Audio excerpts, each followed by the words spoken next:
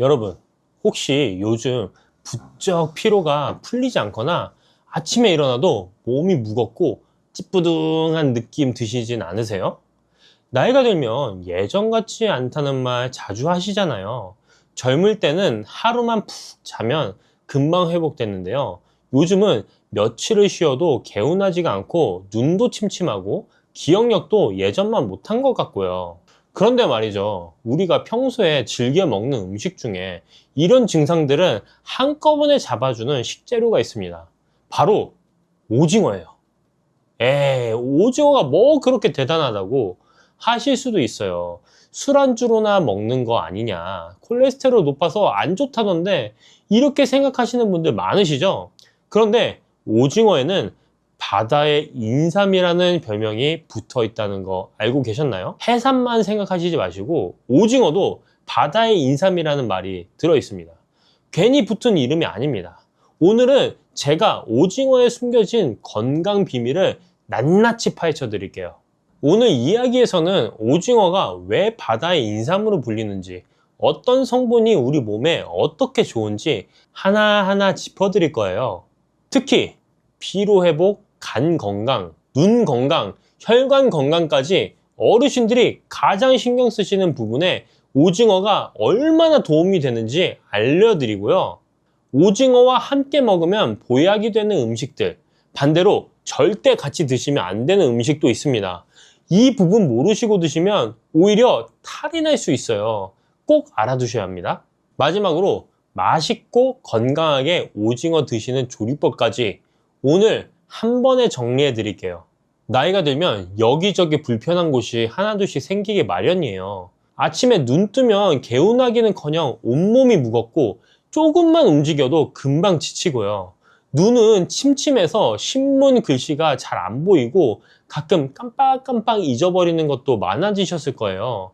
그냥 나이 들면 다 그런 거지 뭐 하고 넘기기가 쉬운데요. 사실 이런 증상들이 계속 쌓이면 더 큰 문제로 이어질 수 있습니다. 만성 피로가 계속되면 면역력이 떨어지고 눈이 계속 나빠지면 일상생활이 불편해지고 기억력 감퇴가 심해지면 치매 위험까지 높아질 수 있거든요. 그래서 평소 식습관으로 미리미리 관리하는 게 정말 중요합니다. 왜 이런 증상들이 생기는 걸까요? 나이가 들면 우리 몸에서 여러 가지 변화가 일어납니다. 우선 간 기능이 예전만 못해져요. 간은 우리 몸의 해독 공장인데 이 기능이 떨어지면 피로 물질이 잘 안 빠지고 쌓이게 됩니다. 그러니까 자도 피곤한 거예요. 눈도 마찬가지입니다. 나이가 들면 망막세포가 약해지고 눈을 보호하는 항산화 물질도 줄어들어요. 그래서 눈이 쉽게 피로해지고 침침해지는 거죠. 뇌도 빼놓을 수 없어요. 뇌세포막을 구성하는 좋은 지방이 부족해지면 기억력과 인지 기능이 떨어집니다. 특히 DHA라는 성분이 부족하면 치매 위험도 높아진다고 해요. 여기에 운동 부족, 불규칙한 식습관, 스트레스까지 더해지면 문제가 더 커지고요. 그런데 이런 문제들을 한꺼번에 도와줄 수 있는 성분이 있습니다. 바로 타우린과 DHA예요. 그리고 이 두 가지가 아주 풍부하게 들어있는 식품이 바로 오징어입니다. 자, 이제 본격적으로 오징어가 왜 바다의 인삼인지 알려드릴게요. 첫 번째, 간 건강과 피로 회복에 탁월합니다. 오징어에는 타우린이라는 성분이 아주 풍부해요. 100g당 300에서 400mg이나 들어있는데 이게 같은 양의 소고기보다 무려 10배 이상 많은 양입니다. 대한간학회지에 발표된 연구에 따르면 타우린은 간세포를 보호하고 독소를 중화시키는 역할을 합니다. 술 드신 다음날 해장국에 오징어 넣어 드시면 속이 풀리는 게 다 이유가 있는 거예요. 타우린은 또 근육에 쌓인 피로 물질인 젖산을 분해해서 피로 회복을 도와줍니다. 요즘 에너지 음료에 타우린이 꼭 들어가는 이유가 바로 이것 때문이에요. 두 번째, 눈 건강을 지켜줍니다. 타우린은 우리 눈의 망막에도 아주 많이 존재하는 성분이에요. 빛에 의한 산화 스트레스로부터 망막을 보호해 주거든요. 일본 안과학회지 연구에서는 타우린이 당뇨병성 망막증 진행을 늦추는데 효과가 있다고 보고했습니다. 눈이 침침하고 쉽게 피로해지시는 분들께 오징어가 특히 좋은 이유가 여기 있어요. 세 번째, 두뇌 건강과 기억력에 도움이 됩니다. 오징어에는 DHA라는 오메가3 지방산이 100g당 약 140mg이 들어있어요. DHA는 뇌세포막의 주요 구성 성분으로 기억력과 인지기능 유지에 꼭 필요한 영양소입니다. 한국영양학회지 연구에서는 DHA를 꾸준히 섭취하면 노년기 인지기능 저하를 늦출 수 있다고 밝혔어요. 치매 예방에도 연관이 있다고 하니 일주일에 두세 번 오징어 드시면 뇌 건강 유지에 충분한 양을 섭취하실 수 있습니다. 네 번째, 혈관 건강에도 좋습니다.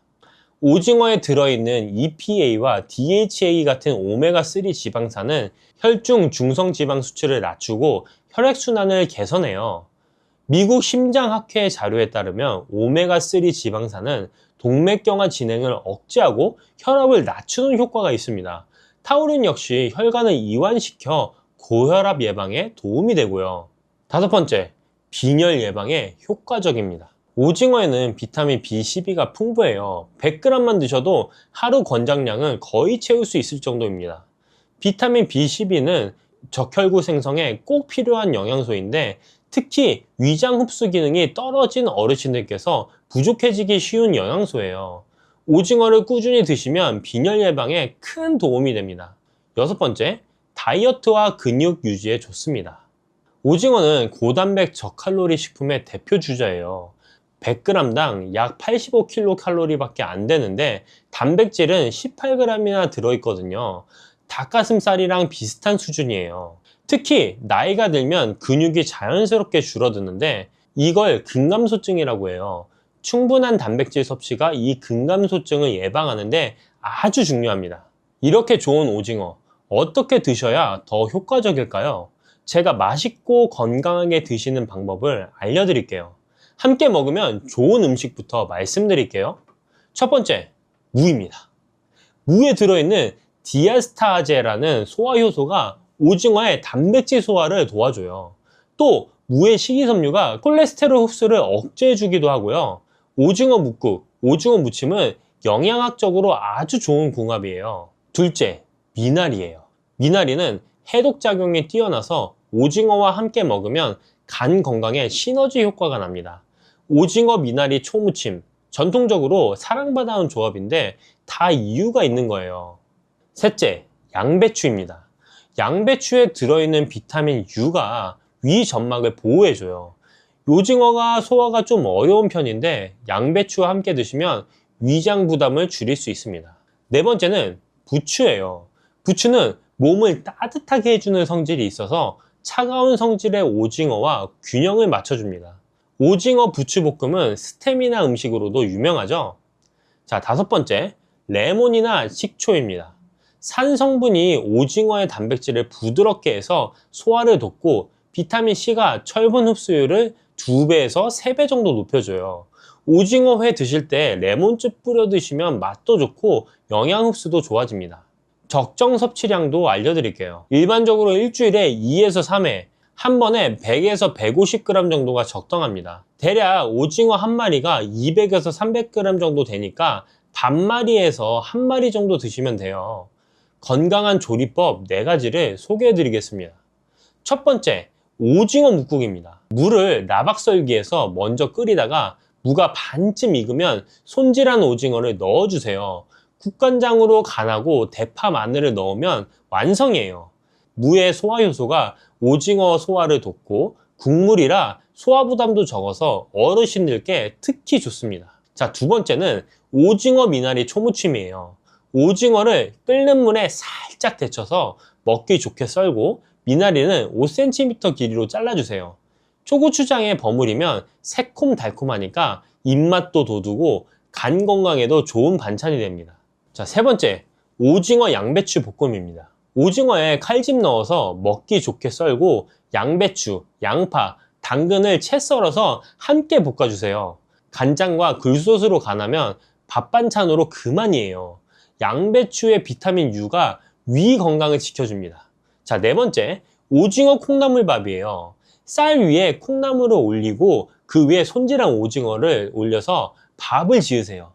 양념장 만들어서 비벼서 드시면 한 그릇으로 단백질, 탄수화물, 식이섬유를 균형 있게 드실 수 있어요. 콩나물에 아스파라긴산이 피로회복까지 도와줍니다. 이렇게 좋은 오징어지만 몇 가지 조심해야 할 부분도 있습니다. 이 부분을 꼭 알아두세요. 자, 첫 번째, 감과 함께 드시면 안 됩니다. 이거 정말 중요해요. 감에 들어있는 탄닌이라는 성분이 오징어의 단백질과 결합하면 위장에서 돌처럼 굳어지는 위석이 생길 수 있습니다. 실제로 60대 여성분이 오징어회 드시고 후식으로 곶감을 여러 개 드셨다가 심한 복통으로 병원에 가셨는데 위에 돌이 생겨서 내시경으로 제거한 사례가 있어요. 오징어 드시고 최소 2시간에서 3시간은 감 드시지 마세요. 특히 곶감이나 떫은 감에 탄닌이 더 많이 있습니다. 자, 둘째는 녹차나 홍차도 같은 이유로 주의가 필요합니다. 녹차와 홍차에도 탄닌이 들어있거든요. 오징어 드시면서 진한 차를 함께 마시면 소화가 잘 안 되고 단백질 흡수율도 떨어집니다. 차는 식후 30분에서 1시간 지나서 드시는 게 좋아요. 자, 셋째, 콜레스테롤 걱정하시는 분들께 말씀드릴게요. 오징어에 콜레스테롤이 좀 있는 건 사실이에요. 100g에서 250mg 정도 들어있거든요. 그런데 최근 연구에서는 음식으로 먹는 콜레스테롤이 혈중 콜레스테롤에 미치는 영향이 생각보다 적다는 결과가 나오고 있어요. 미국 식이지침에서도 2015년부터 콜레스테롤 섭취 제한 권고를 삭제했습니다. 다만 고지혈증이 있으신 분들은 일주일에 한 번에서 2번, 한 번에 100g 정도 적당히 드시고 내장 부분은 피해서 드시는 게 좋겠습니다. 자, 넷째, 소화 기능이 약하신 분들은 조리법에 신경 쓰세요. 오징어가 좀 질긴 편이라서 소화에 부담이 될 수 있어요. 잘게 썰어서 충분히 씹어 드시거나 국이나 찌개처럼 부드럽게 조리해서 드시는 게 좋습니다. 무나 양배추처럼 소화를 돕는 채소와 함께 드시면 더 좋고요. 오징어는 괜히 바다의 인삼이라고 불리는 게 아닙니다. 타우린이 소고기의 10배 이상 들어있어서 간 건강과 피로 회복에 탁월하고 DHA가 풍부해서 뇌 건강과 기억력 유지에 도움이 되고 눈 건강, 혈관 건강, 빈혈 예방까지 정말 다재다능한 식품이에요. 고단백 저칼로리라서 근육 유지와 체중 관리에도 좋고요. 다만 감, 녹차, 도토리묵과는 함께 드시지 마시고 소화가 부담되시면 무나 양배추와 함께 부드럽게 조리해서 드세요. 한국은 세계 1위의 오징어 소비 국가입니다. 우리 밥상에서 그만큼 친숙한 식재료인데 오늘 알려드린 내용 잘 기억하시고 제대로 챙겨 드시면 건강에 큰 도움이 되실 거예요. 일주일에 2번에서 3번 무나 미나리, 양배추와 함께 오징어 드셔보세요. 피로도 풀리고 눈도 맑아지고 머리도 한결 가벼워지실 겁니다. 양배추 좋다고 아무렇게나 드시다간 오히려 신장에 독이 될 수 있습니다. 아니, 신장에 좋다고 먹고 있었는데 독이라고요? 네, 맞습니다. 그리고 이걸 모르고 드시는 분들이 생각보다 정말 많아요. 오늘 이 영상 끝까지 보시면 양배추를 어떻게 드셔야 내 몸에 진짜 약이 되는지 정확하게 아실 수 있습니다. 우리 밥상에서 워낙 친숙한 채소다 보니 그냥 지나치기가 쉬운데요. 사실 양배추는 어르신 건강을 지키는 가장 강력한 채소 중에 하나입니다. 미국 신장학회에는 신장 환자에게 권장하는 채소 목록에 양배추를 공식적으로 포함시켰어요. 국립암센터에서도 양배추에 들어있는 항암 성분에 대한 연구를 꾸준히 이어오고 있고요. 이렇게 국내외에서 과학적으로 검증된 채소가 바로 양배추입니다. 제가 앞서서 양배추 잘못 먹으면 신장에 나쁠 수 있다 그랬죠. 바로 함께 먹는 음식 때문이에요. 아무리 좋은 양배추라고 해도 조합이 잘못되면 오히려 신장을 망칠 수 있는데요. 양배추 드실 때 주의하셔야 될 조합 지금부터 설명드리겠습니다. 지금부터 말씀드리는 거 꼭 기억해 주세요. 양배추랑 함께 드시면 안 되는 음식 첫 번째는 시금치입니다. 시금치 정말 건강한 채소죠. 시금치에는 옥살산이라는 성분이 들어있어요. 이 옥살산이 양배추의 칼슘 성분과 만나면 옥살산 칼슘이라는 물질이 만들어져요. 체내에 조금씩 쌓이다 보면 신장결석으로 이어질 수 있습니다. 신장 건강을 위해 열심히 양배추를 챙겨 드셨는데 시금치와 함께 드시는 것 하나로 오히려 신장에 부담을 주는 상황이 생길 수 있는 거예요. 둘 다 건강에 좋은 채소니까 함께 먹으면 더 좋겠다고 생각하시는 마음 충분히 이해가 됩니다. 두 번째는 포도인데요. 포도는 당분이 굉장히 높은 과일이에요. 한 송이만 먹어도 혈당이 빠르게 치솟을 수 있거든요. 포도는 소화가 굉장히 빠르게 진행되는 과일인 반면에 양배추는 식이섬유가 풍부해서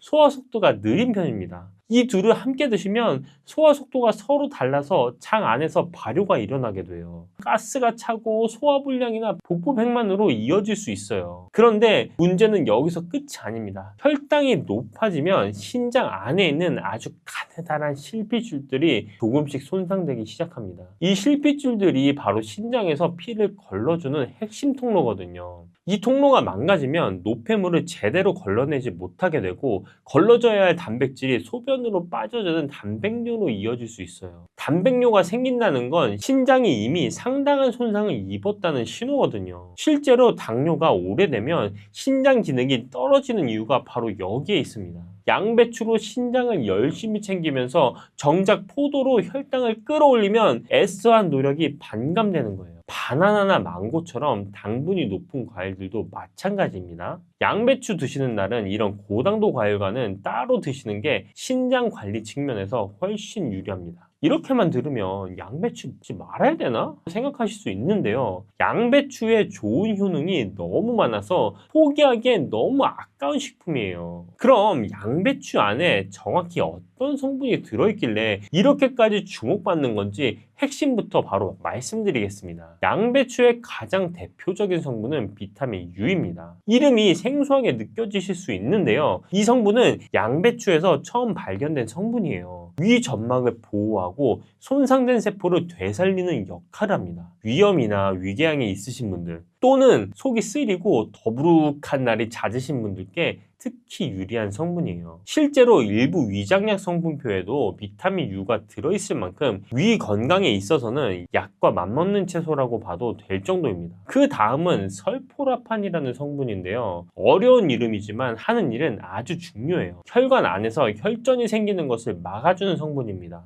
혈전이라는 건 쉽게 말씀드리면 피가 굳어서 덩어리지는 현상인데요. 이게 혈관을 막으면 심장병이나 뇌졸중으로 이어질 수 있습니다. 설포라판이 바로 그 위험을 사전에 줄여주는데 도움이 되는 겁니다. 대장 건강에도 긍정적인 역할을 준다는 연구 결과도 있고요. 비타민 K도 빠질 수 없습니다. 뼈를 튼튼하게 하는데 도움을 주고 뇌의 신경 손상을 늦춰주는 역할도 합니다. 알츠하이머, 즉 치매 예방과 관련된 연구에서도 비타민 K가 꾸준히 주목받고 있는 이유가 여기에 있습니다. 그런데 이 모든 성분보다 어르신들에게 더 중요한 특성이 양배추에는 하나 더 있습니다. 바로 양배추의 낮은 칼륨 수치입니다. 신장이 약해지면 가장 먼저 조절해야 되는 것이 바로 칼륨 섭취인데요. 칼륨이 몸 안에 쌓이면 심장박동이 불규칙해지거나 근육 경련이 생길 수 있거든요. 바나나, 감자, 토마토 같은 채소와 과일에 비해 양배추는 칼륨 함량이 훨씬 낮습니다. 그래서 미국 신장학회가 공식적으로 양배추를 신장 환자에게 권하는 채소 목록에 올린 겁니다. 칼륨이 많은 채소는 신장에 부담을 줄 수 있지만 양배추는 부담 없이 식이섬유와 항산화 성분을 고스란히 드실 수 있는 거예요. 그런데 저한테 이런 질문을 하시는 분들이 꽤 계세요. 방울 양배추는 어떤가요?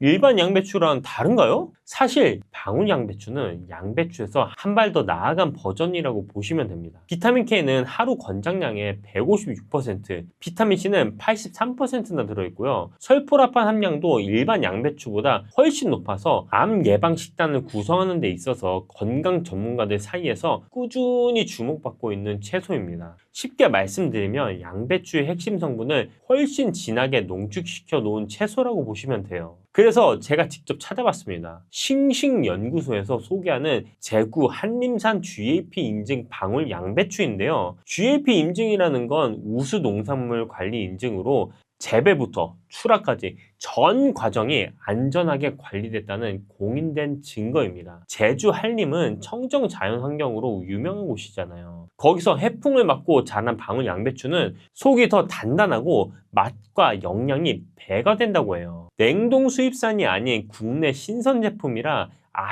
바삭하고 달콤한 맛도 그대로 살아있고요. 건강을 위해 챙겨 드시는 거라면 이왕이면 이런 믿을 수 있는 제품으로 드시는 게 좋지 않겠어요? 어디서 사느냐고 물어보시는 분들이 많아서 더보기 설명란과 댓글에 링크를 달아놓겠습니다. 찾기 어려우신 분들은 참고해주세요. 자, 그럼 이제 가장 중요한 이야기를 할게요. 어떻게 드셔야 되는지 말씀드리겠습니다. 신장이 걱정되시는 분들은 끓는 물에 충분히 데친 다음에 물에 한번 헹궈서 드시는 게 제일 좋습니다. 데치는 과정에서 칼륨이 물속으로 빠져나오고 헹구면 그 칼륨이 함께 씻겨나가거든요. 오래 데칠수록 칼륨이 더 많이 빠져나와서 신장 부담을 줄이는데 유리합니다.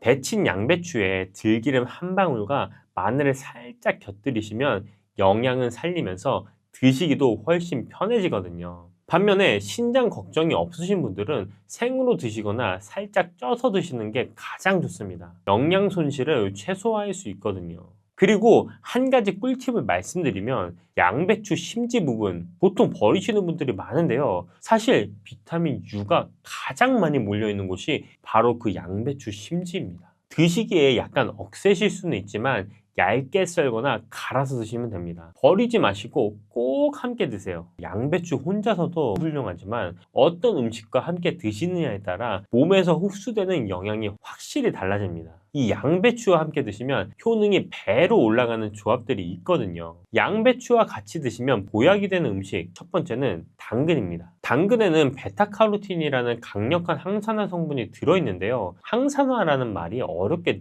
느껴지실 수도 있는데 쉽게 말씀드리면 몸속의 세포가 녹슬지 않도록 막아주는 역할을 한다고 보시면 됩니다. 양배추의 항산화 성분과 당근의 베타카로틴이 만나면 서로의 효과를 끌어올려줍니다. 양배추가 혼자 싸우던 염증 전쟁에 당근이 든든한 지원군으로 붙어주는 셈이에요. 베타카로틴은 기름 성분이 있어야 잘 흡수되는 성분인데 함께 볶거나 CCA 주스로 드실 때 들기름 한 방울을 넣어주시면 흡수율이 훨씬 높아집니다. 두 번째는 사과입니다. 이 사과에는 혈관을 확장시켜주는 성분들이 들어있어서 양배추의 혈전 억제 성분인 설포라판과 함께 드시면 혈액순환 개선에 큰 도움이 됩니다. 혈관 청소부 둘이 한 팀이 되어서 일하는 셈이에요. 실제로 사과를 꾸준히 먹은 사람이 그렇지 않은 사람보다 심장 질환 위험이 낮았다는 연구 결과도 있거든요. 거기에 양배추의 설포라판까지 더해지니 혈관 건강 측면에서는 정말 강력한 조합이 됩니다. 자, 세 번째는 달걀입니다. 달걀의 지방이 양배추의 비타민 K 흡수율을 높여줘서 뼈 건강에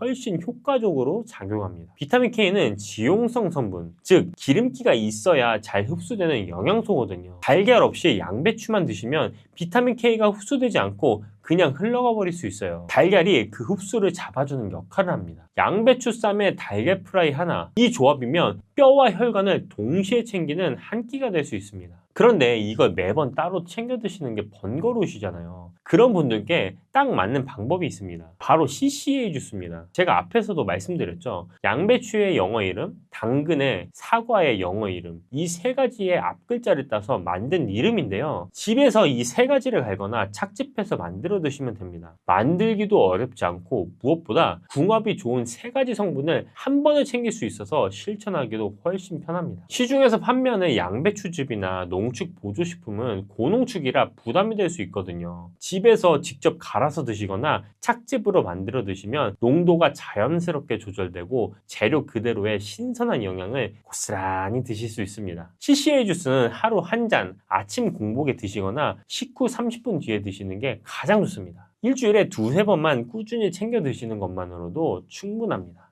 꾸준히 드시다 보면 위가 편해지고 혈액순환이 원활해지면서 몸이 한결 가벼워지는 걸 느끼실 수 있을 거예요. 건강은 한 번에 바뀌지 않지만 매일 조금씩 쌓이는 식습관이 결국 몸을 바꿔줍니다. 제가 오늘 양배추 이야기를 길게 드렸는데 결국 핵심은 하나입니다. 양배추 혼자가 아니라 어떻게 먹느냐, 무엇과 함께 먹느냐가 제일 중요합니다. 신장이 걱정되시는 분은 충분히 데쳐 드시고 위가 약하신 분은 생으로 드시거나 살짝 쪄서 심지까지 드세요. 당근과 사과와 함께 만든 CCA 주스 한 잔이면 혈관과 항산화를 한 번에 챙길 수도 있고 달걀을 곁들이면 뼈 건강까지 한꺼번에 잡을 수 있습니다. 시금치와 포도 이 두 가지만 양배추와 따로 드시면 나머지 걱정은 없습니다. 1,000원도 안 하는 양배추 반통이 어떻게 조합하느냐에 따라 보약이 되는 겁니다. 오늘부터 밥상에 양배추 한두 장 꼭 올려보시길 바라겠습니다. 당근이 몸에 좋다는 사실은 이미 알고 계시죠? 몸에 좋다는 당근도 먹는 방법과 함께 먹는 음식에 따라 몸에 독이 될 수도 있고 보약이 될 수도 있다는 사실 알고 계신가요? 당근과 함께 먹으면 보약이 되는 음식, 당근을 먹는 방법, 그리고 당근을 제대로 먹을 때 나타나는 놀라운 효능까지 당근에 대한 모든 것을 알려드릴게요. 그리고 연예인이 3주 동안 11kg나 감량했다고 하는 당근 다이어트 방법도 영상 뒷부분에 있으니까 끝까지 시청해주세요. 그럼 당근에 대한 모든 것 바로 시작합니다. 당근의 대표적인 효능은 베타카로틴에서 나옵니다. 베타카로틴은 채소를 노란색, 주황색, 빨간색이 되도록 하는 성분이며 대표적인 항산화 물질입니다. 항산화 작용을 한다는 것은 항염증 작용을 한다는 것이고 항염증 작용을 한다는 것은 바로 항암 작용을 할 수 있다는 것인데요. 당근의 첫 번째 효능은 눈 건강을 좋게 한다는 것입니다. 당근의 베타카로틴이 우리 몸속에 들어오게 되면 비타민 A가 되는데요. 비타민 A는 눈 건강을 좋게 하는 성분이죠. 당근을 먹으면 눈이 좋아진다는 말을 많이 들어보셨나요? 눈 건강을 위해 루테인을 드시는 분들이 점점 많아지고 있습니다. 그렇다면 눈에 좋다는 루테인, 영양제를 먹는 것과 당근을 먹는 것은 어떤 차이가 있을까요? 영양제와 당근에는 모두 비타민 A, 루테인, 지아잔틴 등이 들어있어서 시력을 유지하고 눈의 노화를 방지해주며 황반 변성 등의 질환도 예방해줍니다. 당근에는 여기에 비타민 C, 비타민 K, 그리고 필수 미네랄이 더 있어서 항산화 효과 및 뼈 건강에도 도움을 받을 수가 있게 되고요. 우리가 혈액순환이 잘 안 될 때는 루테인 영양제를 드신다고 해도 효과에 한계가 있을 수 있어서 평소에 당근을 좀 더 드셔보시는 걸 추천해드립니다. 두 번째 당근의 효능은 노화 방지입니다. 이것도 베타카로틴의 효능과 관련이 있습니다. 노화가 된다는 것은 몸이 산화가 되고 염증이 많아진다는 것인데요. 염증이 몸 안에 곳곳에서 문제를 일으키게 되는 것이죠. 이런 염증을 없애주는 것이 바로 노화를 방지하는 건데요. 바로 당근의 베타카로틴과 비타민 C에는 강력한 항산화 작용으로 염증을 없애주고 노화를 방지해주는 것입니다. 세 번째 당근의 효능은 장을 건강하게 하고 당뇨를 예방한다는 것입니다. 요즘에 당근 주스 많이들 만들어 드시는데요. 착즙해서 드시는 분들 많으시죠? 약간 아쉬운 것은 착즙하고 남은 찌꺼기는 모두 버린다는 것입니다. 당근은 사실 식이섬유 폭탄이라고도 할 수 있는데요. 당근의 베타카로틴이 혈액 내의 염증을 제거하고 당근의 식이섬유는 장 속의 노폐물을 제거하는 역할을 해줍니다. 장 속의 유산균이 살아가려면 유산균의 먹이가 있어야 되는데요. 이 먹이를 프리바이오틱스라고 합니다. 그리고 프리바이오틱스의 역할을 해주는 것이 바로 당근의 식이섬유입니다. 또한 식이섬유는 당을 흡착하여 배출해주는 효능이 있습니다. 이 효능은 당이 우리 몸에 흡수되는 속도를 늦춰주기 때문에 혈당이 급격하게 오르는 것을 막아주게 됩니다. 이런 과정은 당뇨를 예방하는데 아주 탁월한 효능을 발휘하는 것이죠. 네 번째 당근의 효능은 암을 예방하는 것입니다. 암이 발생하는 여러 이유 중 하나는 염증이 계속해서 발생하기 때문인데요. 폐에 염증이 반복해서 발생하면 폐암이 될 가능성이 높고 위에 염증이 반복해서 발생하게 되면 위암이 될 가능성이 높은 것이죠. 또 한 가지 경우는 혈액순환이 잘 되지 않는 곳에 암이 발생할 가능성이 높아집니다. 혈액순환이 잘 되지 않게 되면 그곳에 영양분이 잘 전달되지 않고 문제가 생겨도 회복이 더디거나 악화가 될 가능성이 높아져서 결국 암으로 발전하게 된다는 것입니다. 이러한 문제들을 해결해 주는 것이 바로 항산화 성분이고 당근의 베타카로틴이 강력한 항산화 작용을 하여 암을 예방할 수 있는 것입니다. 간혹 흡연을 하는 분들이 베타카로틴을 섭취하면 폐암의 발병률이 높아진다고 하여 당근 섭취를 꺼리시는 분들이 있는데요. 걱정하지 않으셔도 됩니다. 암 발생은 당근과는 아무런 관련이 없습니다. 폐암이 발생했던 실험군은 당근을 섭취한 것이 아니고 베타카로틴 영양제를 섭취하는 것이었으며 당근을 섭취한 실험군은 오히려 암 발병률이 낮았다는 연구 결과가 있습니다. 다섯 번째 당근의 효능은 치매 예방입니다. 베타카로틴은 뇌혈관에도 작용을 하게 되는데요. 뇌혈관에 쌓이는 베타 아밀로이드를 제거하여 뇌신경을 활성화시켜주는 역할을 해줍니다. 이렇게 뇌신경이 활성화되면 기억력과 학습 능력이 향상되고 치매를 예방할 수 있게 되죠. 치매는 발병이 되면 치료하는 것은 거의 불가능해서 예방이 정말 중요한데요. 치매를 예방하는 데 가장 중요한 것이 혈관을 깨끗하게 하는 것입니다. 당근의 베타카로틴이 혈관을 깨끗하게 해주는 효능이 있으니 당근을 매일 하나씩 꾸준히 섭취하여 치매를 예방하시길 추천드립니다. 6번째 당근의 효능은 바로 다이어트에 효과적이라는 것입니다. 여성 연예인이 당근 다이어트로 3주 동안 11kg을 감량한 사실도 있는데요. 이런 효과를 누릴 수 있는 이유가 당근에 함유된 식이섬유 때문입니다. 풍부한 식이섬유는 포만감을 주고 섭취한 당 성분과 지방 성분을 배출시켜주는 역할을 하기 때문에 다이어트에 탁월한 효능이 있는 것이죠. 그렇다면 연예인이 활용했던 당근 다이어트 레시피 지금부터 알려드릴게요. 먼저 당근을 잘 씻어서 잘게 채를 썰어줍니다. 당근 1개에 소금 1스푼을 넣어서 10분 정도 저어주시고 절인 물은 꼭 짜서 버려줍니다. 그리고 올리브오일과 식초에 버무려 밀폐 용기에 담아 냉장고에서 2~3시간 숙성하신 후에 드시면 됩니다. 먹을 때는 사과를 채 썰어서 함께 드시면 더욱 맛있게 드실 수 있습니다. 이렇게 좋은 당근도 먹는 방법에 따라 효과를 10배 이상 늘릴 수도 있고 함께 먹으면 더욱 좋은 음식들이 있는데요. 우선 당근을 드실 때 다이어트가 목적이라면 생으로 드시는 것이 가장 효과가 좋습니다. 다만 식이섬유는 소화가 잘 되지 않기 때문에 장이 안 좋은 분들은 익혀서 드시는 것이 좋습니다. 그리고 당근을 드실 때는 껍질까지 함께 드시는 것을 추천드리는데요. 당근의 영양 성분은 껍질에 가장 많이 함유되어 있기 때문입니다. 그리고 당근의 베타카로틴은 지용성 성분입니다. 지용성이라는 것은 기름에 잘 녹는다는 것인데요. 따라서 베타카로틴을 잘 흡수하기 위해서는 기름과 함께 섭취하는 것이 좋습니다. 오메가3가 풍부한 올리브유나 들기름, 아마씨유 같은 기름을 사용하면 좋고요. 이렇게 기름을 사용해서 살짝 익혀 드시게 되면 생으로 드셨을 때 10%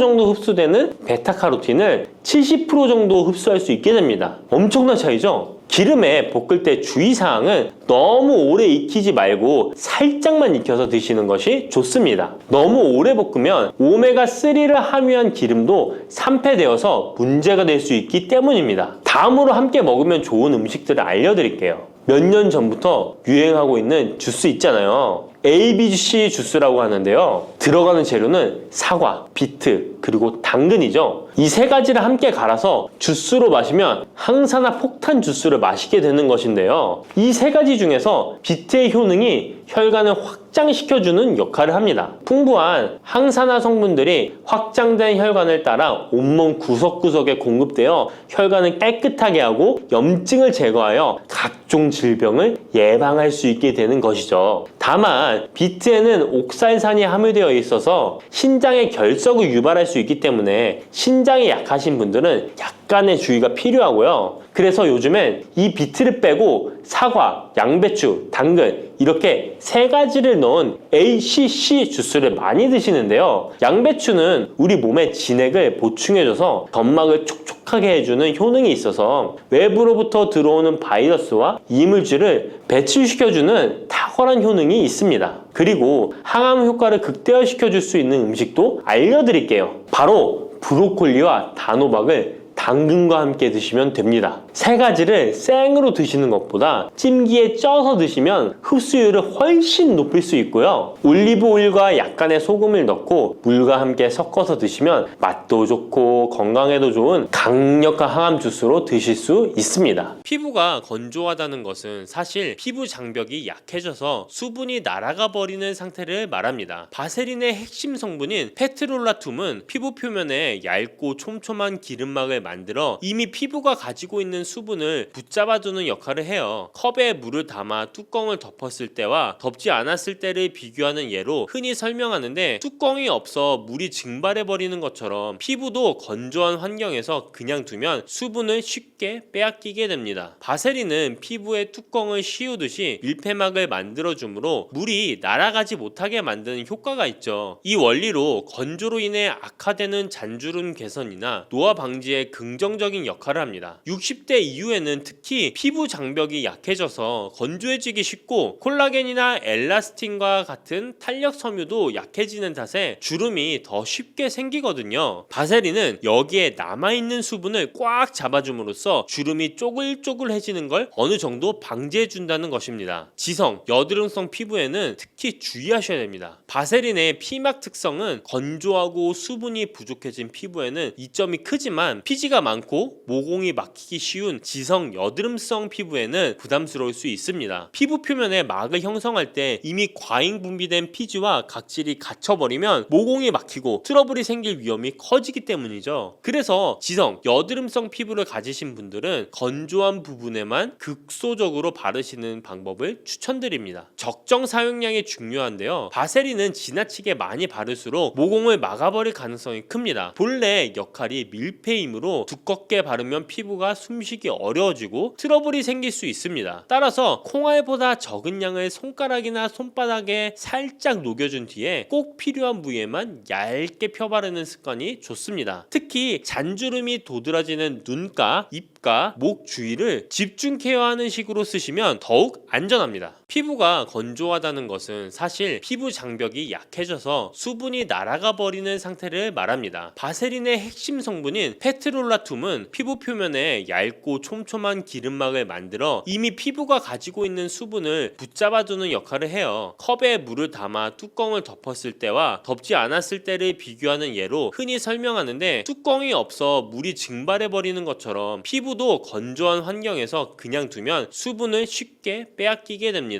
바세린은 피부에 뚜껑을 씌우듯이 밀폐막을 만들어주므로 물이 날아가지 못하게 만드는 효과가 있죠. 이 원리로 건조로 인해 악화되는 잔주름 개선이나 노화 방지에 긍정적인 역할을 합니다. 60대 이후에는 특히 피부 장벽이 약해져서 건조해지기 쉽고 콜라겐이나 엘라스틴과 같은 탄력 섬유도 약해지는 탓에 주름이 더 쉽게 생기거든요. 바세린은 여기에 남아있는 수분을 꽉 잡아줌으로써 주름이 쪼글쪼글해지는 걸 어느 정도 방지해준다는 것입니다. 지성, 여드름성 피부에는 특히 주의하셔야 됩니다. 바세린의 피막 특성은 건조하고 수분이 부족해진 피부에는 이점이 크지만 피지가 많고 모공이 막히기 쉬운 지성 여드름성 피부에는 부담스러울 수 있습니다. 피부 표면에 막을 형성할 때 이미 과잉 분비된 피지와 각질이 갇혀버리면 모공이 막히고 트러블이 생길 위험이 커지기 때문이죠. 그래서 지성, 여드름성 피부를 가지신 분들은 건조한 부분에만 극소적으로 바르시는 방법을 추천드립니다. 적정 사용량이 중요한데요. 바세린은 지나치게 많이 바를수록 모공을 막아버릴 가능성이 큽니다. 본래 역할이 밀폐이므로 두껍게 바르면 피부가 숨쉬기 어려워지고 트러블이 생길 수 있습니다. 따라서 콩알보다 적은 양을 손가락이나 손바닥에 살짝 녹여준 뒤에 꼭 필요한 부위에만 얇게 펴바르는 습관이 좋습니다. 특히 잔주름이 도드라지는 눈가, 입가, 목 주위를 집중 케어하는 식으로 쓰시면 더욱 안전합니다. 혹시 바세린이란 제품 하나만으로 연세가 들어도 탄력 있고 윤기 나는 피부를 지킬 수 있다고 들으시면 믿어지실까요? 특히 60대 이상이 되시면 잔주름이나 탄력 저하, 거친 피부결 등이 신경 쓰이기 시작하면서 사소한 일에도 쉽게 자신감을 잃게 되죠. 그런데도 사실 저렴한 바세린을 올바르게 활용하면 큰 비용 없이도 만족스러운 변화를 경험하실 수 있다는 점 혹시 알고 계셨나요? 오늘은 바세린을 통해 노화를 예방하고 주름을 관리하는 다양한 방법을 자세히 알려드리려고 합니다. 단독으로만 발랐을 땐 왜 별다른 효과를 못 느끼실 수 있는지, 어떤 제품과 함께 쓰면 좋고 또 어떻게 발라야 번들거림 없이 촉촉함만 살릴 수 있는지 평소 궁금하셨지만 속 시원히 알기 어려웠던 점들을 하나씩 짚어보겠습니다. 먼저 많이 알려진 바세린이라는 이 제품이 과연 어떻게 등장했는지부터 말씀드리고 싶습니다. 석유 찌꺼기에서 추출한 물질이라던데 괜찮을까? 라고 염려하실 수도 있는데요. 실제로 바세린은 1859년 미국 펜실베니아에서 원유 시추 작업을 하던 중에 석유 찌꺼기를 상처 부위에 바르면 빨리 아문다는 점에 착안해서 만들어졌습니다. 이를 본 화학자가 석유 찌꺼기를 여러 차례 정제해 페트롤라늄이라는 성분을 얻어냈고, 이것이 오늘날 우리가 쓰는 바세린의 시초가 된 것이죠. 석유 성분을 피부에 바르는 게 정말 안전할까? 하실 텐데 시중 제품들은 여러 번 정제 과정을 거쳐 유해 물질을 제거한 상태로 판매되고 있습니다. 실제로 병원에서도 상처 부위를 보호하거나 레이저, 고주파, 시술 뒤 바세린을 바르도록 권장하는 사례가 적지 않으니 안정성 면에서 대체로 신뢰할 만하다고 볼 수 있습니다. 립밤 제품에 페트롤라툼이 흔히 함유되어 있다는 사실을 떠올려 보시면 바세린이 그만큼 오랫동안 널리 쓰여왔다는 점을 실감하실 수 있을 거예요. 물론 아주 드물지만 페트롤라툼 알레르기가 있는 분도 계시니까 처음 바르실 땐 팔 안쪽이나 귀 뒤에 소량을 발라 24시간 지켜보는 패치 테스트를 권장드립니다. 이처럼 오랜 역사를 지닌 바세린은 60대 이후 두드러지는 피부 노화 관리에도 큰 비용 없이 도움을 줄 수 있어 더욱 매력적입니다. 그렇다면 어떻게 바세린이 주름 완화와 노화 예방에 기여하는 걸까요? 또 일부 분들은 바세린을 써봤는데 별로 효과를 못 봤다 이렇게 말씀하시는데 그 이유는 어디에 있을까요? 곧 이어 바세린의 보습 원리부터 흔히 놓치기 쉬운 사용상의 오류 그리고 궁합이 좋은 제품들을 알아보도록 하겠습니다. 피부가 건조하다는 것은 사실 피부 장벽이 약해져서 수분이 날아가 버리는 상태를 말합니다. 바세린의 핵심 성분인 페트롤라툼은 피부 표면에 얇고 촘촘한 기름막을 만들어 이미 피부가 가지고 있는 수분을 붙잡아두는 역할을 해요. 컵에 물을 담아 뚜껑을 덮었을 때와 덮지 않았을 때를 비교하는 예로 흔히 설명하는데 뚜껑이 없어 물이 증발해버리는 것처럼 피부도 건조한 환경에서 그냥 두면 수분을 쉽게 빼앗기게 됩니다. 바세린은 피부에 뚜껑을 씌우듯이 밀폐막을 만들어주므로 물이 날아가지 못하게 만드는 효과가 있죠. 이 원리로 건조로 인해 악화되는 잔주름 개선이나 노화 방지에 긍정적인 역할을 합니다. 60대 이후에는 특히 피부 장벽이 약해져서 건조해지기 쉽고 콜라겐이나 엘라스틴과 같은 탄력 섬유도 약해지는 탓에 주름이 더 쉽게 생기거든요. 바세린은 여기에 남아있는 수분을 꽉 잡아줌으로써 주름이 쪼글쪼글해지는 걸 어느 정도 방지해준다는 것입니다. 단 이때 놓치기 쉬운 부분이 있습니다. 바세린 자체가 수분을 만들어내는 게 아니라 외부로부터 공급되었거나 피부 속에 남아있는 수분이 빠져나가지 못하게 가둬주는 역할만 한다는 점입니다. 바세린을 바르고도 촉촉해지지 않는다거나 쓰다 보니 도리어 건조해지는 것 같다. 이런 분들은 대개 바세린 전에 적절한 수분 공급을 하지 않았거나 물기가 거의 없는 피부에 단독으로만 발라서 그런 느낌을 받으신 경우가 많습니다. 그렇다면 바세린을 단독이 아니라 함께 사용해야 할 제품은 무엇이 있을까요? 게다가 너무 기름져서 모공이 막히지 않을까 하는 걱정도 있는데 이를 줄이려면 어떻게 발라야 할까요? 지금부터 바세린과 찰떡궁합을 이루는 제품들과 사용 순서, 주의사항을 본격적으로 확인해 보겠습니다. 히알루론산이나 글리세린은 주변에 수분을 끌어당기는 수분제로 잘 알려져 있습니다. 많은 수분크림이나 에센스, 앰플 등에 들어있죠. 특히 히알루론산은 자신의 무게에 대비해서 물을 붙잡아두는 능력이 있어서 중장년층 피부에도 광범위하게 추천됩니다. 글리세린 또한 피부에 수분을 머금게 해주어 촉촉함을 유지해주는 중요한 성분이에요. 세안 직후에 피부가 약간 촉촉한 상태에서 히알루론산이나 글리세린 함유 제품을 먼저 바르고 바로 이어서 바세린을 얇게 덧바르면 훨씬 오랫동안 수분을 가둘 수 있습니다. 얼굴이 팽팽해지고 잔주름이 한결 부드러워지는 경험을 하실 수 있을 거예요. 레티놀은 비타민 A 유도체로 주름 개선과 피부 재생에 매우 효과적이지만 피부를 쉽게 민감하게 만들고 건조함을 동반할 수 있습니다. 이때 레티놀 사용 후 바세린을 소량 발라주면 피부 표면을 보호해주면서 레티놀로 인한 건조나 자극을 어느 정도 완충할 수 있습니다. 다만 레티놀 자체도 민감한 성분이기 때문에 처음엔 저농도 제품을 소량으로 시작하는 게 안전하고 바세린 역시 얼굴 전체에 두껍게 바르기보다는 필요한 부위 위주로 살짝 발라주는 게 좋습니다. 나이아신 아마이드는 피지 조절, 홍조 완화, 피부톤 보정 등에 쓰이는 성분입니다. 지성, 여드름성 피부부터 노화된 피부까지 폭넓게 추천되고 있어요. 이 제품을 바른 뒤에 바세린을 가볍게 덧바르면 자연스러운 유수분 균형을 잡으면서 필요한 보습은 놓치지 않게 됩니다. 다만 지성 여드름성 피부는 모공을 막지 않도록 소량만 바르거나 건조하거나 주름이 심한 부위 위주로만 사용하시는 것을 권장합니다. 달팽이 점액은 상처 회복을 돕고 피부 장벽을 튼튼하게 하는데 도움이 된다고 알려져 있습니다. 특히 60대 이후에는 상처가 더디게 아물고 피부결이 거칠어지기 쉬우므로 달팽이 크림과 바세린의 조합이 한층 효과적일 수 있습니다. 달팽이 크림을 먼저 바른 뒤에 바세린으로 한 번 더 덮어주면 재생과 보습 성분을 오래 유지하도록 도와줍니다. 여러 기능성 제품이 부담스러우신 분들께도 비교적 순하게 작용하니 참고해보시면 좋겠습니다. 위와 같은 조합으로 바세린을 사용하면 노화 예방과 주름 관리에 도움이 된다고 했는데, 어떤 분들은 바세린이 오히려 트러블을 유발한다고 하거나 너무 기름져서 답답하다고 말씀하시기도 합니다. 그렇다면 혹시 사용법에 문제가 있는 건 아닐까요? 이제부터 이 부분을 자세히 살펴보겠습니다. 지성, 여드름성 피부에는 특히 주의하셔야 됩니다. 바세린의 피막 특성은 건조하고 수분이 부족해진 피부에는 이점이 크지만 피지가 많고 모공이 막히기 쉬운 지성, 여드름성 피부에는 부담스러울 수 있습니다. 피부 표면에 막을 형성할 때 이미 과잉 분비된 피지와 각질이 갇혀버리면 모공이 막히고 트러블이 생길 위험이 커지기 때문이죠. 그래서 지성, 여드름성 피부를 가지신 분들은 건조한 부분에만 극소적으로 바르시는 방법을 추천드립니다. 적정 사용량이 중요한데요. 바세린은 지나치게 많이 바를수록 모공을 막아버릴 가능성이 큽니다. 본래 역할이 밀폐이므로 두껍게 바르면 피부가 숨쉬기 어려워지고 트러블이 생길 수 있습니다. 따라서 콩알보다 적은 양을 손가락이나 손바닥에 살짝 녹여준 뒤에 꼭 필요한 부위에만 얇게 펴바르는 습관이 좋습니다. 특히 잔주름이 도드라지는 눈가, 입가, 목 주위를 집중 케어하는 식으로 쓰시면 더욱 안전합니다. 아침보다는 밤에 사용하시고 아침에 바세린을 바르고 바로 메이크업을 하면 화장이 밀리거나 들뜨기 쉽고 대기 중 먼지나 미세먼지가 피부에 달라붙을 위험도 있습니다. 반면 밤에는 피부 재생이 왕성해지는 시간대에 바세린이 수분 증발을 막아주면서 이전에 바른 제품들의 좋은 성분도 더 오래 머물 수 있습니다. 저녁 세안 후에 토너, 에센스, 수분크림 등을 바르고 마지막에 바세린을 얇게 마무리해보세요. 사용 빈도도 조절하셔야 되는데요. 매일 밤마다 써도 좋은 피부가 있는 반면에 매일 바르면 답답함을 느끼는 경우도 있습니다. 그래서 일주일에 3에서 4회 또는 이틀에 한 번 정도로 사용하시는 방식을 많이 권장해 드립니다. 다만 건조함이 극심한 겨울철이나 레이저 시술 등으로 피부가 과도하게 예민해졌을 땐 매일 발라도 괜찮습니다. 어떤 날엔 모공이 답답하게 느껴지면 하루 쉬어주시고 피부가 당기는 날엔 듬뿍 발라주는 식의 탄력적 사용이 바람직합니다. 국소보일을 집중 공략하시는 게 좋은데요. 60대 이후엔 눈가와 입가, 목, 손 등 피부가 얇고 주름이 잘 생기는 부위가 먼저 달라집니다. 이런 부위부터 바세린 케어를 해보시면 더욱 만족도가 올라갑니다. 굳이 얼굴 전체에 두껍게 바르기보다는 잔주름이 많은 부위를 중심으로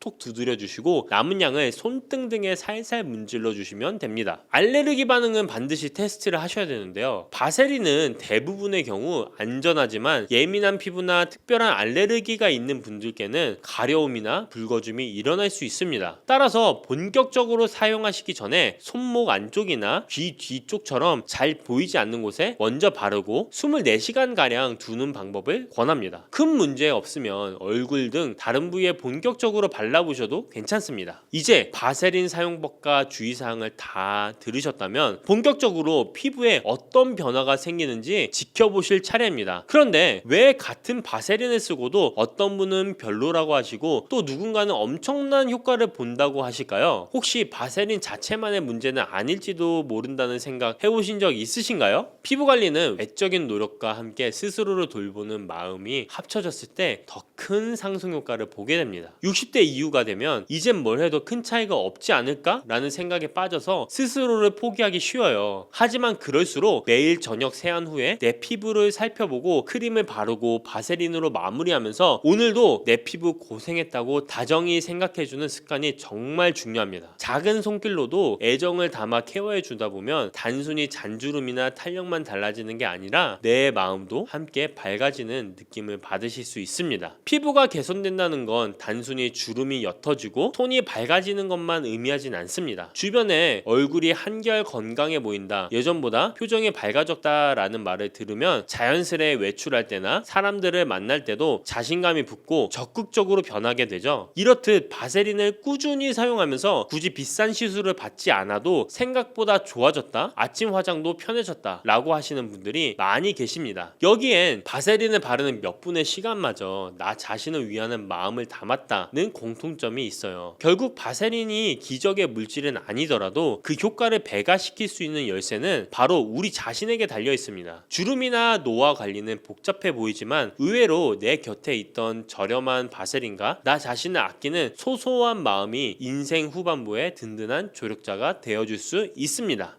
혹시 바세린이란 제품 하나만으로 연세가 들어도 탄력있고 윤기나는 피부를 지킬 수 있다고 들으시면 믿어지실까요? 특히 60대 이상이 되시면 잔주름이나 탄력저하, 거친 피부결 등이 신경 쓰이기 시작하면서 사소한 일에도 쉽게 자신감을 잃게 되죠. 그런데도 사실 저렴한 바세린을 올바르게 활용하면 큰 비용 없이도 만족스러운 변화를 경험하실 수 있다는 점 혹시 알고 계셨나요? 오늘은 바세린을 통해 노화를 예방하고 주름을 관리하는 다양한 방법을 자세히 알려드리려고 합니다. 단독으로만 발랐을 땐 왜 별다른 효과를 못 느끼실 수 있는지, 어떤 제품과 함께 쓰면 좋고 또 어떻게 발라야 번들거림 없이 촉촉함만 살릴 수 있는지 평소 궁금하셨지만 속 시원히 알기 어려웠던 점들을 하나씩 짚어보겠습니다. 먼저 많이 알려진 바세린이라는 이 제품이 과연 어떻게 등장했는지부터 말씀드리고 싶습니다. 석유 찌꺼기에서 추출한 물질이라던데 괜찮을까? 라고 염려하실 수도 있는데요. 실제로 바세린은 1859년 미국 펜실베니아에서 원유 시추 작업을 하던 중에 석유 찌꺼기를 상처 부위에 바르면 빨리 아문다는 점에 착안해서 만들어졌습니다. 이를 본 화학자가 석유 찌꺼기를 여러 차례 정제해 페트롤라늄이라는 성분을 얻어냈고 이것이 오늘날 우리가 쓰는 바세린의 시초가 된 것이죠. 석유 성분을 피부에 바르는 게 정말 안전할까? 하실 텐데 시중 제품들은 여러 번 정제 과정을 거쳐 유해 물질을 제거한 상태로 판매되고 있습니다. 실제로 병원에서도 상처 부위를 보호하거나 레이저, 고주파, 시술 뒤 바세린을 바르도록 권장하는 사례가 적지 않으니 안정성 면에서 대체로 신뢰할 만하다고 볼 수 있습니다. 립밤 제품에 페트롤라툼이 흔히 함유되어 있다는 사실을 떠올려 보시면 바세린이 그만큼 오랫동안 널리 쓰여왔다는 점을 실감하실 수 있을 거예요. 물론 아주 드물지만 페트롤라툼 알레르기가 있는 분도 계시니까 처음 바르실 땐 팔 안쪽이나 귀 뒤에 소량을 발라 24시간 지켜보는 패치 테스트를 권장드립니다. 이처럼 오랜 역사를 지닌 바세린은 60대 이후 두드러지는 피부 노화 관리에도 큰 비용 없이 도움을 줄 수 있어 더욱 매력적입니다. 그렇다면 어떻게 바세린이 주름 완화와 노화 예방에 기여하는 걸까요? 또 일부 분들은 바세린을 써봤는데 별로 효과를 못 봤다 이렇게 말씀하시는데 그 이유는 어디에 있을까요? 곧 이어 바세린의 보습 원리부터 흔히 놓치기 쉬운 사용상의 오류 그리고 궁합이 좋은 제품들을 알아보도록 하겠습니다. 피부가 건조하다는 것은 사실 피부 장벽이 약해져서 수분이 날아가 버리는 상태를 말합니다. 바세린의 핵심 성분인 페트롤라툼은 피부 표면에 얇고 촘촘한 기름막을 만들어 이미 피부가 가지고 있는 수분을 붙잡아주는 역할을 해요. 컵에 물을 담아 뚜껑을 덮었을 때와 덮지 않았을 때를 비교하는 예로 흔히 설명하는데 뚜껑이 없어 물이 증발해버리는 것처럼 피부도 건조한 환경에서 그냥 두면 수분을 쉽게 빼앗기게 됩니다. 바세린은 피부에 뚜껑을 씌우듯이 밀폐막을 만들어주므로 물이 날아가지 못하게 만드는 효과가 있죠. 이 원리로 건조로 인해 악화되는 잔주름 개선이나 노화 방지에 긍정적인 역할을 합니다. 60대 이후에는 특히 피부 장벽이 약해져서 건조해지기 쉽고 콜라겐이나 엘라스틴과 같은 탄력 섬유도 약해지는 탓에 주름이 더 쉽게 생기거든요. 바세린은 여기에 남아있는 수분을 꽉 잡아줌으로써 주름이 쪼글쪼글해지는 걸 어느 정도 방지해준다는 것입니다. 단 이때 놓치기 쉬운 부분이 있습니다. 바세린 자체가 수분을 만들어내는 게 아니라 외부로부터 공급되었거나 피부 속에 남아있는 수분이 빠져나가지 못하게 가둬주는 역할만 한다는 점입니다. 바세린을 바르고도 촉촉해지지 않는다거나 쓰다 보니 보니 도리어 건조해지는 것 같다. 이런 분들은 대개 바세린 전에 적절한 수분 공급을 하지 않았거나 물기가 거의 없는 피부에 단독으로만 발라서 그런 느낌을 받으신 경우가 많습니다. 그렇다면 바세린을 단독이 아니라 함께 사용해야 할 제품은 무엇이 있을까요? 게다가 너무 기름져서 모공이 막히지 않을까 하는 걱정도 있는데 이를 줄이려면 어떻게 발라야 할까요? 지금부터 바세린과 찰떡궁합을 이루는 제품들과 사용 순서, 주의사항을 본격적으로 확인해 보겠습니다. 히알루론산이나 글리세린은 주변에 수분을 끌어당기는 수분제로 잘 알려져 있습니다. 많은 수분크림이나 에센스, 앰플 등에 들어있죠. 특히 히알루론산은 자신의 무게에 대비해서 물을 붙잡아두는 능력이 있어서 중장년층 피부에도 광범위하게 추천됩니다. 글리세린 또한 피부에 수분을 머금게 해주어 촉촉함을 유지해주는 중요한 성분이에요. 세안 직후에 피부가 약간 촉촉한 상태에서 히알루론산이나 글리세린 함유 제품을 먼저 바르고 바로 이어서 바세린을 얇게 덧바르면 훨씬 오랫동안 수분을 가둘 수 있습니다. 얼굴이 팽팽해지고 잔주름이 한결 부드러워지는 경험을 하실 수 있을 거예요. 레티놀은 비타민 A 유도체로 주름 개선과 피부 재생에 매우 효과적이지만 피부를 쉽게 민감하게 만들고 건조함을 동반할 수 있습니다. 이때 레티놀 사용 후 바세린을 소량 발라주면 피부 표면을 보호해주면서 레티놀로 인한 건조나 자극을 어느 정도 완충할 수 있습니다. 다만 레티놀 자체도 민감한 성분이기 때문에 처음엔 저농도 제품을 소량으로 시작하는 게 안전하고 바세린 역시 얼굴 전체에 두껍게 바르기보다는 필요한 부위 위주로 살짝 발라주는 게 좋습니다. 나이아신 아마이드는 피지 조절, 홍조 완화, 피부톤 보정 등에 쓰이는 성분입니다. 지성, 여드름성 피부부터 노화된 피부까지 폭넓게 추천되고 있어요. 이 제품을 바른 뒤에 바세린을 가볍게 덧바르면 자연스러운 유수분 균형을 잡으면서 필요한 보습은 놓치지 않게 됩니다. 다만 지성 여드름성 피부는 모공을 막지 않도록 소량만 바르거나 건조하거나 주름이 심한 부위 위주로만 사용하시는 것을 권장합니다. 달팽이 점액은 상처 회복을 돕고 피부 장벽을 튼튼하게 하는데 도움이 된다고 알려져 있습니다. 특히 60대 이후에는 상처가 더디게 아물고 피부결이 거칠어지기 쉬우므로 달팽이 크림과 바세린의 조합이 한층 효과적일 수 있습니다. 달팽이 크림을 먼저 바른 뒤에 바세린으로 한 번 더 덮어주면 재생과 보습 성분을 오래 유지하도록 도와줍니다. 여러 기능성 제품이 부담스러우신 분들께도 비교적 순하게 작용하니 참고해보시면 좋겠습니다. 위와 같은 조합으로 바세린을 사용하면 노화 예방과 주름 관리에 도움이 된다고 했는데 어떤 분들은 바세린이 오히려 트러블을 유발한다고 하거나 너무 기름져서 답답하다고 말씀하시기도 합니다. 그렇다면 혹시 사용법에 문제가 있는 건 아닐까요? 이제부터 이 부분을 자세히 살펴보겠습니다. 지성, 여드름성 피부에는 특히 주의하셔야 됩니다. 바세린의 피막 특성은 건조하고 수분이 부족해진 피부에는 이점이 크지만 피지가 많고 모공이 막히기 쉬운 지성, 여드름성 피부에는 부담스러울 수 있습니다. 피부 표면에 막을 형성할 때 이미 과잉 분비된 피지와 각질이 갇혀버리면 모공이 막히고 트러블이 생길 위험이 커지기 때문이죠. 그래서 지성, 여드름성 피부를 가지신 분들은 건조한 부분에만 극소적으로 바르시는 방법을 추천드립니다. 적정 사용량이 중요한데요. 바세린은 지나치게 많이 바를수록 모공을 막아버릴 가능성이 큽니다. 본래 역할이 밀폐이므로 두껍게 바르면 피부가 숨쉬기 어려워지고 트러블이 생길 수 있습니다. 따라서 콩알보다 적은 양을 손가락이나 손바닥에 살짝 녹여준 뒤에 꼭 필요한 부위에만 얇게 펴바르는 습관이 좋습니다. 특히 잔주름이 도드라지는 눈가, 입가, 목 주위를 집중 케어하는 식으로 쓰시면 더욱 안전합니다. 아침보다는 밤에 사용하시고 아침에 바세린을 바르고 바로 메이크업을 하면 화장이 밀리거나 들뜨기 쉽고 대기 중 먼지나 미세먼지가 피부에 달라붙을 위험도 있습니다. 반면 밤에는 피부 재생이 왕성해지는 시간대에 바세린이 수분 증발을 막아주면서 이전에 바른 제품들의 좋은 성분도 더 오래 머물 수 있습니다. 저녁 세안 후에 토너, 에센스, 수분크림 등을 바르고 마지막에 바세린을 얇게 마무리해보세요. 사용 빈도도 조절하셔야 되는데요. 매일 밤마다 써도 좋은 피부가 있는 반면에 매일 바르면 답답함을 느끼는 경우도 있습니다. 그래서 일주일에 3에서 4회 또는 이틀에 한 번 정도로 사용하시는 방식을 많이 권장해 드립니다. 다만 건조함이 극심한 겨울철이나 레이저 시술 등으로 피부가 과도하게 예민해졌을 땐 매일 발라도 괜찮습니다. 어떤 날엔 모공이 답답하게 느껴지면 하루 쉬어주시고, 피부가 당기는 날엔 듬뿍 발라주는 식의 탄력적 사용이 바람직합니다. 국소보일을 집중 공략하시는 게 좋은데요. 60대 이후엔 눈가와 입가, 목, 손 등 피부가 얇고 주름이 잘 생기는 부위가 먼저 달라집니다. 이런 부위부터 바세린 케어를 해보시면 더욱 만족도가 올라갑니다. 굳이 얼굴 전체에 두껍게 바르기보다는 잔주름이 많은 부위를 중심으로